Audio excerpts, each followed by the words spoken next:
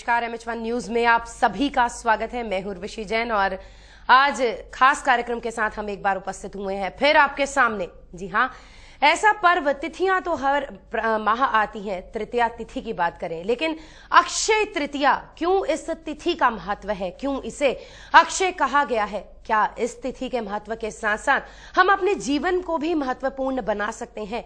क्या अक्षय जैसी चमक सोने में है? क्या हमारा जीवन भी चमक सकता है? क्या धन की वर्षा हो सकती है? क्या हमारे जीवन को गति मिल सकती है? क्या करें खास अक्षय तृतीया पर?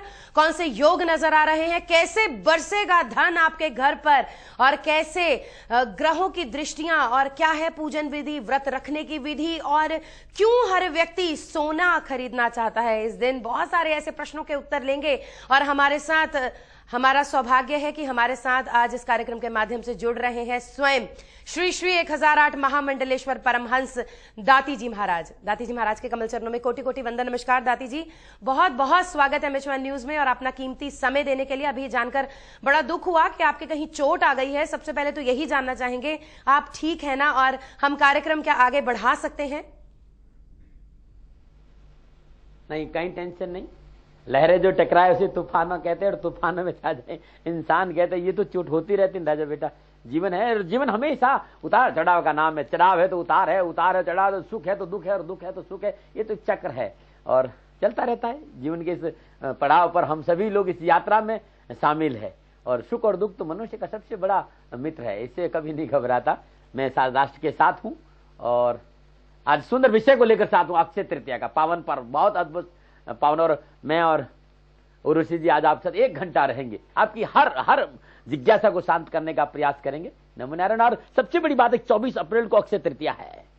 सूर्य, मंगल, बुध, बृहस्पति, चंद्र और शनि के अद्भुत मिलन योग पर अक्षय तृतीया है। संपूर्ण मनोकामनाओं की पूर्ति, लक्ष्मी की प्रसाद, परिवार में सुख शांति, सौभाग्य वृद्धि, क्योंकि अक्षय तृतीया का पावन पर्व 50 वर्ष के बाद रोहिणी नक्षत्र में हो रहा है। बड़े ध्यान से मेरी बात को सुने। अक्षय तृतीया जो पावन पर्व है, ये रोहिणी नक्षत्र में 50 वर्ष के बाद में हो रहा है। 6:50 तक प्रातःकाल, कल सूर्योदय से प्रातःकाल 6:50 कृतिका नक्षत्र और उसके बाद रोहिणी नक्षत्र, और शाम को 8:38 तक 8:30 बजे तक रोहिणी नक्षत्र है। और ये अद्भुत योग है। 24 अप्रैल को सूर्योदय से लेकर 6:49 कृतिका नक्षत्र और 6:50 से रोहिणी नक्षत्र प्रारंभ होगा और रात्रि 8:37 या 38 के आसपास ये योग है। ये योग अपने आप में बहुत अद्भुत है। 24 अप्रैल गोधली वेला के समय, तृतीया तिथि, और इस समय भगवान परशुराम का अवतरण हुआ था। यही गोधली वेला का समय है।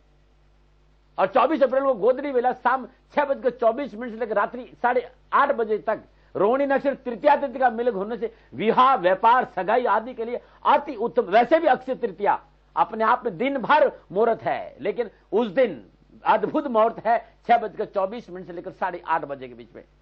चाहे विवाह हो, चाहे व्यापार हो, चाहे सगाई हो, कुछ भी उस दौरान करना बहुत शुभ माना गया है। इसके अलावा दिन भर प्रातः 8:45 से लेकर 1:30 बजे तक का समय बहुत शुभ है। उसमें चर, लाभ और अमृत की चौकड़ियां है। दोपहर 3:12 से लेकर शाम 4:45 शुभ नामक चौकड़ियां है, और जिसमें अचल संपत्ति, आभूषण, भूमि, वाहन कुछ भी खरीदा जाता है। अति उत्तम मुहूर्त है अक्षय तृतीया का ये पावन पर्व। अभी उर्वशी जी ने कहा था कि क्यों महत्व है इस अक्षय तृतीया का।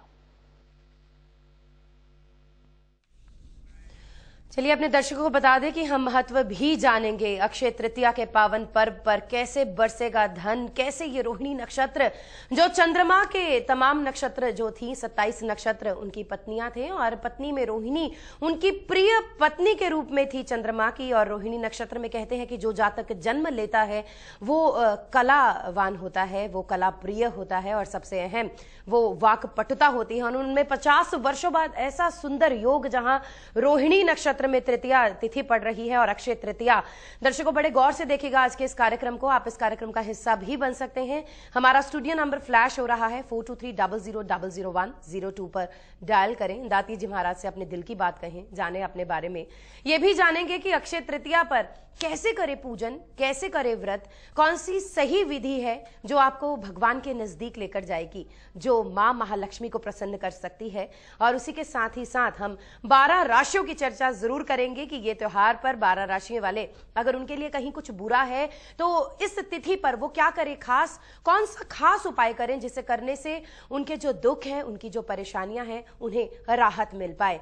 लेकिन आपको याद करवा दें कि हमारे साथ इस वक्त सीधा जुड़े हुए हैं सिद्धपीठ शनिधाम से श्री श्री 1008 महामंडलेश्वर परमहंस स्वयं दाती जी महाराज।